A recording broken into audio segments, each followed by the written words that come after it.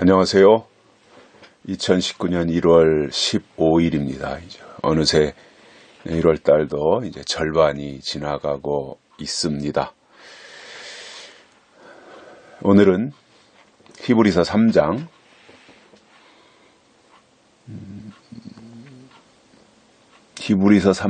7절과 8절 두 절입니다. 그러므로 성령이 이르신 바와 같이 오늘날 너희가 그의 음성을 듣거든 노하심을 격동하여 광야에서 시험하던 때와 같이 너희 마음을 강팍해 하지 말라. 아멘. 우리가 신앙생활을 하고 있고 또 각자 맡겨진 분야에서 또 지체로서 또 우리 역할이 다 있지요. 또 다 똑같으면 안 되잖아요. 다 역할이 다르지요. 자동차가 하나 완성되기 위해서는 한 6만 개 정도의 각자 다른 부속이 서로 조합을 이루어서 하나의 자동차가 된다고 합니다. 어느 부속은 타이어가 되고 어느 부속은 엔진이 되고 이렇게 다 있는데 다 타이어만 돼가지고 자동차가 될 수 없죠. 그죠? 다 핸들이 된다고 하면 자동차가 완성이 되겠습니까? 각자 그 역할이 다 있다는 얘기입니다. 우리가 그리스도의 몸을 이루어가고 있는 하나님의 사람들로서 우리의 역할이 다 있지요. 어떤 사람은 목사님으로 하나님의 말씀을 먼저 깨닫고 증거하는 분들이 계신가 하면 또 어떤 분들은 장로님으로 목사님 곁에서 목사님을 보필하면서 섬기며 또 견제까지 하면서 이렇게 하는 장로님들의 위치가 계신가 하면 또 권사님, 집사님 이런 여러 가지 그 교회 안에 구성원들이 지체로서 만나서 모여서 그리스도의 몸을 이루어가는 것이지요. 그러니까 다양성을 인정하자는 겁니다. 똑같을 수 없잖아요. 다 입이 되면 안 되잖아요. 다 귀가 되면 안 되잖아요. 다 입도 있고 코도 있어야 되고 눈도 있어야 되고 손가락, 발가락, 내장 모든 기관 다 이렇게 다 다른 것들이 모여서 하나의 몸을 이루듯이 우리가 다 다른 사람들이 모여서 그리스도의 몸을 이루는 것이 신앙인데 중요한 것은 하나님이 우리에게 주신 사명을 깨닫는 것이고요. 그래서 내게 주신 사명이 있다고 하는 것을 확실히 알면 그 사람은 그 사명을 감당하면 돼요. 근데 또 그렇게 할 수가 있잖아요. 내가 볼 때 하나님이 내게 주신 사명은 좀 내 마음에 안 들어요. 시원치가 않아요. 먼저 근사하고 폼나고 이러한 것이 주어졌으면 좋은데 나는 그냥 발가락 정도의 역할을 하는 것을 맡겼는데 내 옆에 있는 친구를 보니까 그는 입의 역할을 맡겼다든가 코의 역할을 맡겼다든가 그러면 에이 내 친구는 나하고 비교해봐도 별것도 아닌데 저 친구는 왜 입이 되고 나는 발꼬락내 나는 발가락이 되어야 되냐 이렇게 하면서 남의 은사를 부러워하다가 내 할 일을 못하면 자기 손해가 되는 거죠. 그래서 다 주어진 필요 없는 건 없잖아요. 다 필요한 거잖아요. 어떤 사람은 쬐깐한 나사의 역할을 하는 분도 있을 거고요. 어떤 분은 정말 어떤 전깃줄 자동차 안에도 다 배선이 있잖아요. 눈에 띄지도 않고 다 숨겨져 있는데 나름대로 역할을 하고 있는. 근데 그런 것이 다 소중하잖아요. 그 모든 것이 다 조합이 되어서 자동차가 움직이는 거니까요. 그래서 내가 발가락이든 무슨 어떤 위치에 눈에 띄지 않더라도 결국 내가 그 위치에서 그 역할을 함으로 그리스도의 몸이 움직인다면 내 할 일을 하는 거거든요. 그래서 내 사명을 깨닫고 내 역할을 잘 감당하는 게 필요하고 또 한 가지는 우리가 그 어떤 가치가 있잖아요. 하나님이 우리에게 주신 가치. 믿음을 지킨다고 하는 것은 가치를 지키는 거거든요. 하나님이 주신 가치가 있잖아요. 우리에게 다 가치. 그 신앙의 가치라고 하는 게 있잖아요. 그거를 깨닫고 그 가치를 지켜나가는 이것이 올바른 신앙의 태도이고 모습이 아니겠는가, 이제 그런 생각을 하면서요.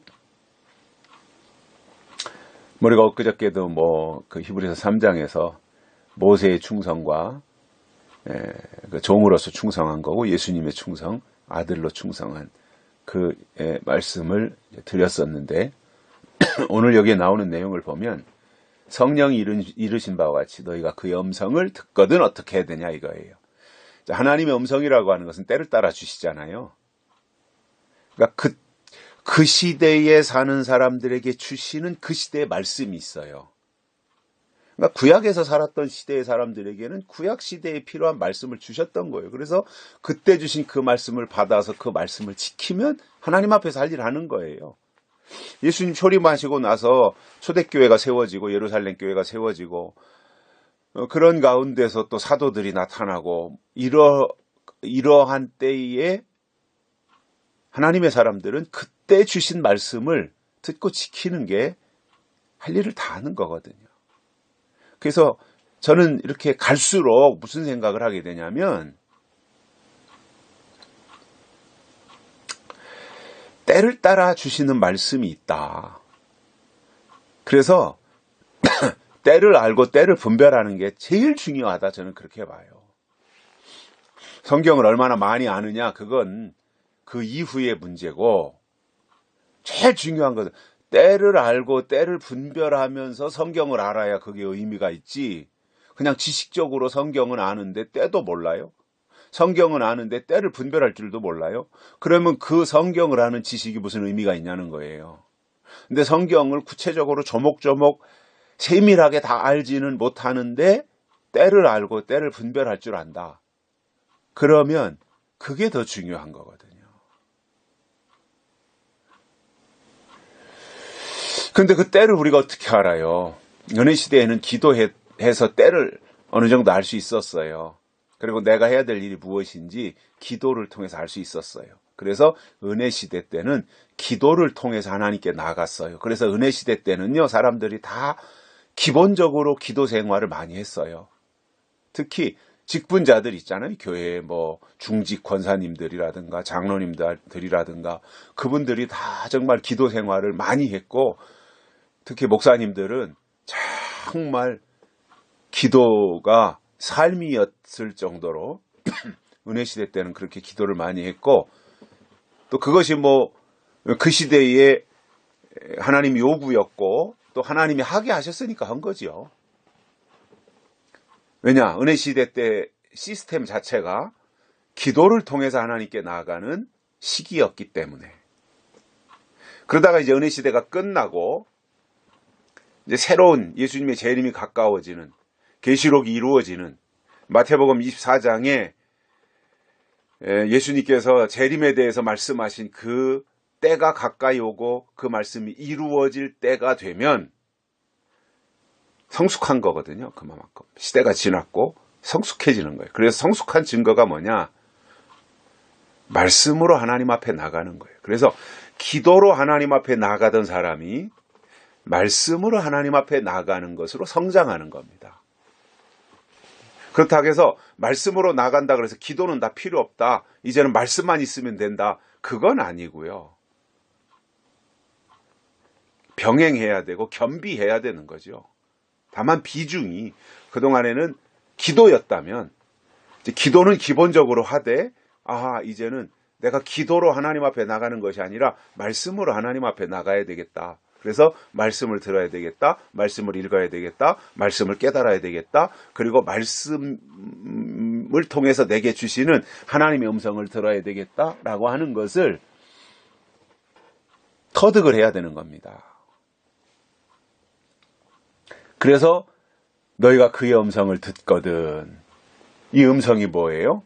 때를 따라 주시는 음성이에요. 때를 따라 양식을 나눠주는 종이 복이 있다 그랬잖아요. 그 때를 따라 주시는 그의 음성을 듣거든 어떻게 해야 된다는 거예요? 노하심을 격동하여 광야에서 시험하던 때와 같이 너희 마음을 강팍해 하지 말아라 이겁니다. 중요한 말씀이에요. 하나님이 이 시대에 때의 말씀, 시대적인 말씀을 내려주셔서 그 말씀을 정말 믿음으로 받았다면 옛날 출애굽해서 광야에 나와서 모세 때 시험했던 그때와 같이 강팍해지지 말아라 이거예요. 바로 왕의 마음도 강팍했잖아요. 길가와 같은 마음이에요. 광야에 나온 이스라엘 백성들도 다름없어요. 강팍했다는 거예요. 하나님의 인도함을 따라가는데 강팍하면 인도함이 제대로 되겠습니까? 하나님이 앞장서서 가시는데 내가 강팍하다면 그 인도하시는 분과 따라가는 나 사이가 뭔가 이렇게 소통의 관계, 긍정적인 관계, 아름다운 신앙적 관계 이게 만들어질 수 있겠냐는 거예요. 안 되거든요. 그래서 말씀을 받은 자는요. 마음이 부드러워져야 돼요. 온유해져야 돼요. 겸손해져야 돼요. 그래야 그 말씀이 계속해서 그 속에서 자라나고 열매 맺는 겁니다. 마음을 강팍해 한다고 하는 것은 뭐냐면 하나님의 역사 앞에서 하나님의 역사를 축소시킨다든가 또 미룬다든가 부정한다든가 이런 거예요. 이게 강팍한 거예요. 예수님 오셨을 때 바리새인들 얼마나 강팍했어요. 예수님을 십자가에 매달아 죽이잖아요. 유대인들, 제사장들 똑같은 사람들이죠. 다 강팍한 사람들이죠. 그들이 성경을 몰랐어요. 그들이 율법을 몰랐어요. 그들이 하나님을 몰랐어요. 그들이 아브라함을 몰랐어요. 그들이 메시아가 오실 것을 몰랐어요. 다 알았잖아요. 저는 지금도 그런 생각을 하거든요. 구약 시대의 그 바리새인들의 경건 생활이라고 하는 것은 지금 따라갈 사람이 없어요. 일주일이면은 3일씩 금식하지요. 철저하게 율법 지키지요. 빈틈없는 삶을 살았던 것이 그들인데 애석하게도 예수님이 초림하실 때가 되어서는 그들이 마음이 강팍해져서 예수님을 영접하지 않은 거예요. 몰라서 영접 안 했다면 억울하진 않겠죠. 그죠? 스스로가. 자기 발등을 찍고 싶진 않겠죠. 몰랐었으니까. 그런데 하나님도 알고 예수님도 알고 아브라함도 알고 메시아가 오실 것도 알고 다 알았는데 오신 그분이 메시아인 것을 몰랐다. 이거는 정말 나중에 발등을 찍고 싶겠죠. 이게 바로 강팍한 증거예요. 강팍하면 하나님의 뜻을 무시해요. 강팍하면 하나님의 법을 부정해요. 그래서 이때 주신 법이 내 이치에 좀 안 맞고 그것이 좀 이렇게 세련되지 못하고 그렇더라도 그것이 하나님이 주신 법이라고 성경을 통해서 깨달아지거든 그리로 방향 전환을 해야 되는 거거든요. 그런데 사람들은 어때요? 그래도 뭐 교회 좀 세련된 교회 다녀야지. 그래야 나도 덩달아 세련되지. 그래도 교회 하면 거기에 국회의원도 몇 명 있고 시장 군수도 좀 있고 최소한도 뭐 시의원이라도 있고 아니면 면장이라도 있고 그래도 이런 교회를 가야 덩달아서 나도 사회적인 지위가 그런 사람들하고 어울리다 보니까 내 지위도 같이 올라가는 것이 아니니까 이렇게 착각하는 사람들이 있더라고요. 아니 하나님과의 관계가 중요하지. 그래서 하나님의 마음을 가지고 말씀 속에서 깨닫게 해주시는 그 하나님의 말씀을 들었다면 그분이 원하시는 방향으로 가는 게 중요한 거 아니겠어요? 그런데 오늘 이 시대의 사람들은요, 뭔가 내 체면, 이런 것들을 생각하면서, 그래도 저렇게 그냥 뭐 몇 명 모이지도 않는 교회, 형편없는 교회, 지하실에 있는 교회, 뭐 이런 식으로 생각하면서 그래도 좀 소위 말하는 괜찮은 교회, 뭐 이런 데를 스스로 정하고 그런 데 감으로써 내가 그래도 최소한도 이런 정도의 교회를 다닌다라고 해야 내가 사회적으로 저 교회 나가는 사람이면 그래도 괜찮지 않아? 이렇게 평가를 받고 싶은 그러한 마음에 의해서 선택을 그렇게 잘못하고 엉뚱한 길로 가는 사람들이 얼마나 많습니까? 저는 이 큐티 이 시간에 저는 제 속에 있는 얘기를 해요. 제가 마음이 좀 약한 편이라서 대놓고 사람 앞에서 대놓고 설교 시간에 대놓고 하는 것은 저는 좀 지양하는 편이에요. 그게 또 인격적이지 않은 것 같기도 하고, 물론 성령이 원하시고 하나님이 원하시면 또 하기도 하지만 되도록이면 주일에는 또는 공적인 예배에서의 설교에는 성경이 원하시는 것이 이거고 하나님이 이런 취지로 이 말씀을 주셨고 우리가 이 시대에 하나님의 이 말씀을 이렇게 우리가 깨닫고 이렇게 가자, 이렇게 살자, 이렇게 행동하자, 그런 식의 이제 예배의 공예배를 인도한다면, 제가 이 큐티를 통해서는 누가 이걸 듣는지도 모르고 제가 얼굴 보고 하는 것도 아니고 그 말씀과 함께 적용하면서 필요한 이야기를 할 수 있게 돼서 좋더라 이겁니다. 왜냐하면 저는 완벽하고 이 큐티를 들으시는 분들은 불완전하고 부족해서 그렇다라는 얘기가 아니에요. 저도 부족한 사람이잖아요. 저도 여러 가지가 다 모자라고 정말 형편없잖아요. 그런데 제가 이렇게 말씀을 드리는 것은 이 말을 하면서 이 큐티의 그 유튜브를 통해서 이것을 듣는 분들에게만 해당되는 것이 아니라 이 말을 하고 있는 저에게도 지금 이 말씀이 해당되는 거잖아요. 그래서 저는 저에게도 말하는 거예요, 지금.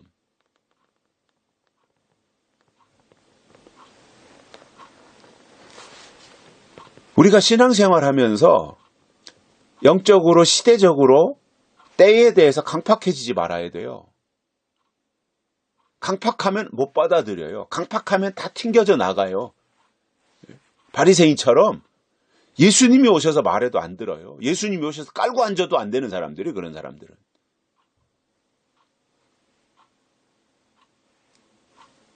정말 그래서 저는 이렇게 그 신앙생활 하면서 참 더더욱 느끼는 것이 뭐냐면 부드러운 심령, 온유한 심령.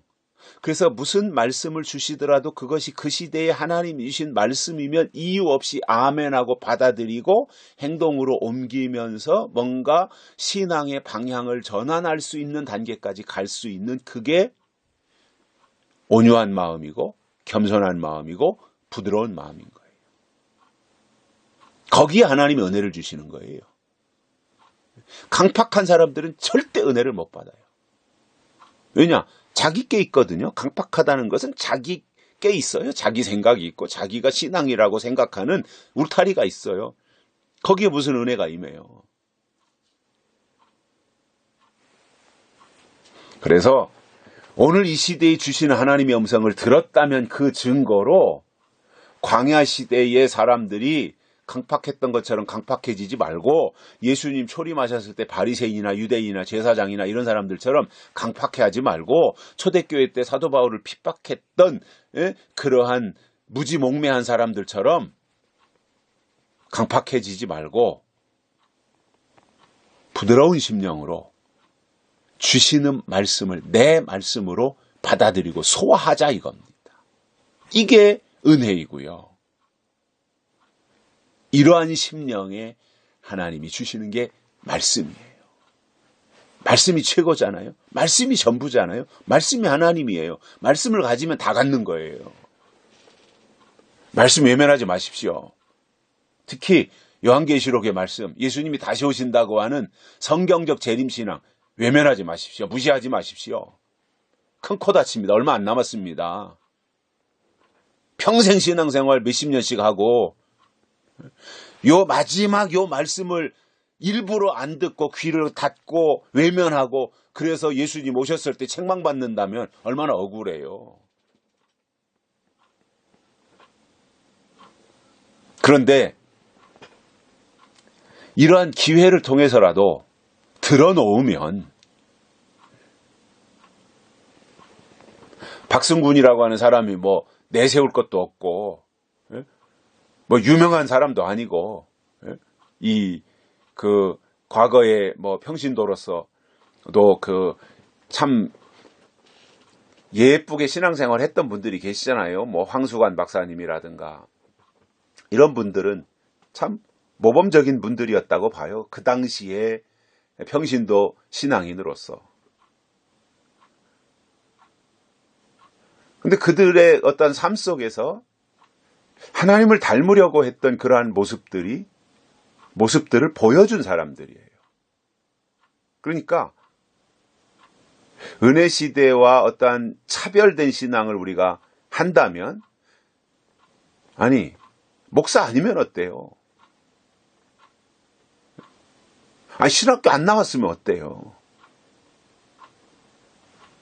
이 시대에 주시는 하나님의 말씀을 듣고 그 말씀을 옳다 인정을 하고 그 말씀의 인도함을 따라가면서 내가 하나님의 사람으로 변화되어지고 하나님의 사람으로 새로 지으심을 받으면 그게 중요한 거잖아요. 예수님 초림하셨을 때 베드로, 야고보, 요한, 예수님을 처음 만났던 세례 요한의 제자들이 예수님의 제자가 되는데 그들이 무슨 대단한 율법주의 학자가 아니었어요. 서기관들이 아니었단 말이에요. 제사장이 아니었잖아요. 그런데 예수님이 오실 때 예수님 오시기 직전에 세례 요한을 통해서 예수님이 오실 땐 이러한 분으로 오신다라고 하는 말을 듣고 있었는데 어느 날 보니까 세례 요한에게 들었던 그거와 똑같이 행동하는 분이 계신 거예요.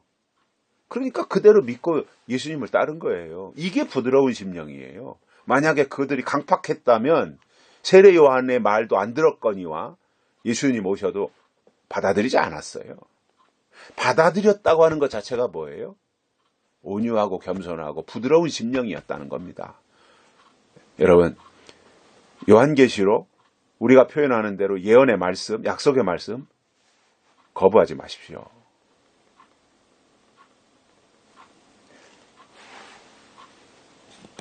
그리고 신앙생활 별것도 아니면서 신앙생활 별스럽지도 않으면서 계시록 말하면 그거 무슨 시대에 뒤떨어진 계시록을 지금 하고 있냐.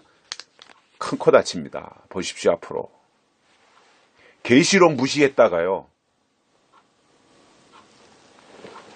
나중에 돌이킬 수 없는 후회를 할 겁니다. 저는 예수님이 오실 시간이 막연한다든가 그 시간이 오래 남았다면 저는 이런 표현 안 해요. 제가 뭐라고 그런 표현 하겠어요. 그런데 제가 느끼는 느낌, 또 제가 보는 성경, 제가 제 아버지로부터 들었던 말씀들, 그리고 지금 성경 읽으면서 깨닫는 거, 그리고 지금 세상 돌아가는 상황들, 특히 대한민국 상황이 중요하거든요. 왜냐? 욕단 족속이기 때문에 그래요. 대한민국 돌아가는 상황, 이 모든 것을 종합해 볼 때 저는 예수님의 재림이 코앞에 왔다고 생각을 해요. 그런데 계시록을 무시해요? 그런데 계시록을 외면해요? 그런데 계시록을 안 들어요? 그날 가서 후회해봤자 소용없어요. 아이, 그때 노아가 방주 들어오라고 그럴 때 방주 들어갈 걸 문 닫히면요, 끝나는 거예요. 안 열려요. 미리 말할 때 귀담아 듣고 마음속에 두었다가 어떤 계기가 되면 얼른 방주에 올라탈 생각을 하고 있어야지. 귀틀어 맞고 계시록은 시대에 뒤떨어진 거라고 생각하고, 계시록은 좀 신앙의 그 단계가 좀 낮은 사람들이 하는 것으로 착각을 하고, 거꾸로입니다. 뭐 약간 좀 지식이 모자라고 신앙의 수준이 낮은 사람들이 계시록을 하는 게 아니라 반대예요. 계시록을 안 하는 사람들이 무식한 사람들이에요.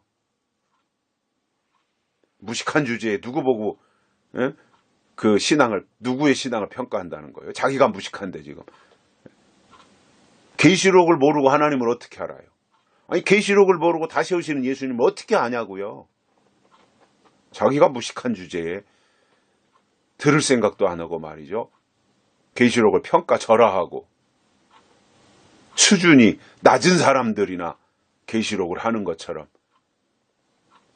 그렇게 무식한 생각을 가지고 마음을 강팍해 하고 있으면 땅을 칠 겁니다. 슬피 울며 이를 간다 그랬어요. 그래서 미리미리 말씀을 듣고요. 이 시대에 주시는 말씀을 듣거든 마음을 부드럽게 하시고, 그리고 그 말씀으로 방향 전환하시고 생활의 전환, 삶의 전환까지 하셔야 됩니다. 그것을 하나님이 기뻐하시는 거예요. 여기까지 하겠습니다. 감사합니다.